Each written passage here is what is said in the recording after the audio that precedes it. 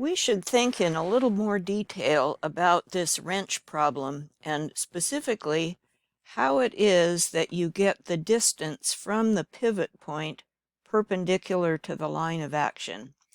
And in the general video that I made about these moments and about this quiz, I drew this fancy schmancy wrench here to illustrate a point. But let's look at how we would actually figure this out in CAD. So here's the wrench. Now, here are lines representing the wrench. There's the 512 39-pound force.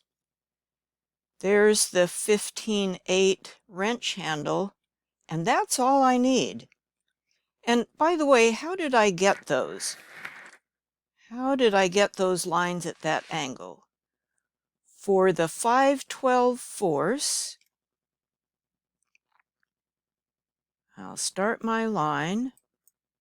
And notice that I've turned on ortho to make things easier. You can do that with the F8 key or with that button.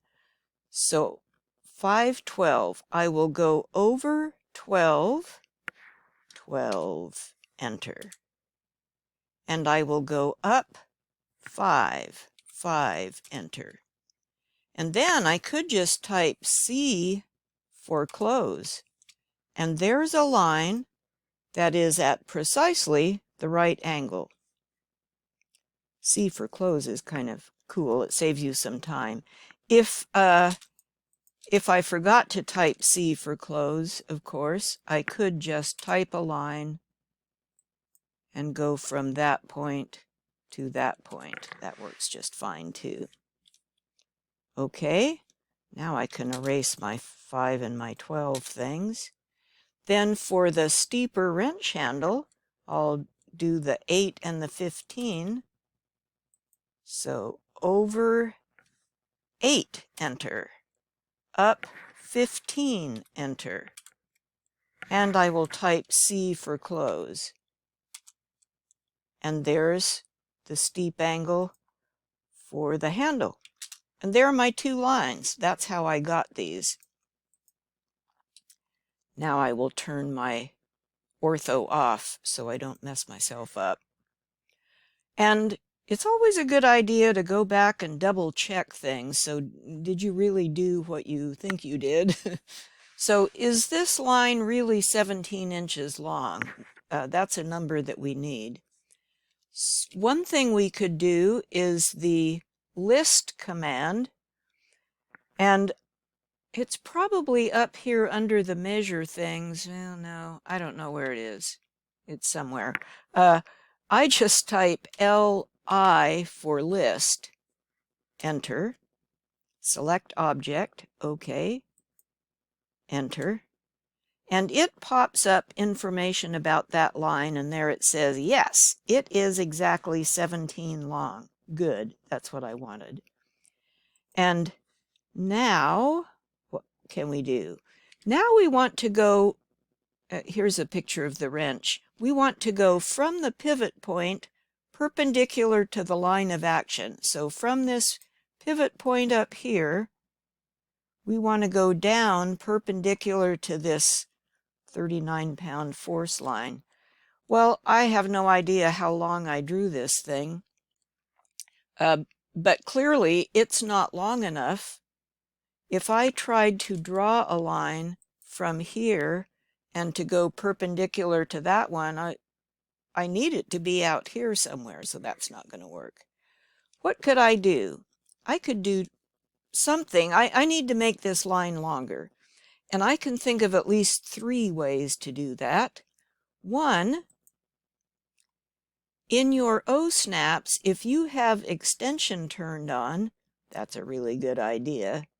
That's probably the fastest way, because now you can just click on this line, click on that grip again to make it hot, and now you have invoked the stretch command, And because, see how the word extension is appearing next to the cursor? That's that extension O-snap.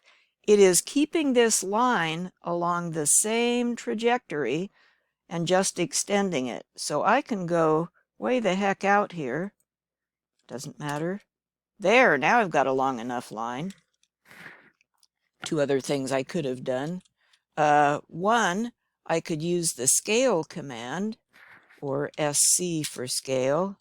Select object, select base point, and I could maybe scale it twice as big, scale factor of 2. There, now it's longer. Or 3, and this is what I often do because I forget the other approaches. I could use the extend command, and so I can come out here and temporarily draw some kind of line to make a fence to extend to, and then get the extend command, or EX for extend, and just click on the end of the line I want to extend, and it will go all the way to the fence, and then I erase the fence. So any of those methods will work. I think I will just grab this and do the extension because that's a cool thing to do. Now, I want to go from the pivot point at the center of the pipe perpendicular to this line of action. And how do I make a line that's perpendicular to this line? Ha ha ha ha! I look at my O-snap settings and I make sure that the perpendicular O-snap is turned on. That's the secret. And in my drawing it is. If yours isn't, be sure you turn it on. And now I can draw a line. Okay, I probably don't care what layer I'm on. I can draw a line, and I'll snap at the end point of this line. And now I'll go down here. There's a bow tie. That's the symbol for nearest. That's not what I want. There's a triangle. See that triangle light up next to the cursor? That's the symbol for midpoint. That's not the one I want. Keep going, more bow ties. Keep going, keep going. Oh, look! Look at that right there. There's the O-snap symbol for perpendicular. That's the one I want. Ha ha ha ha. Now I have got a line that goes from the pivot point exactly perpendicular to the line of action. Now how can I find out how long that thing is? I could use the list command again, LI for list. Select the line.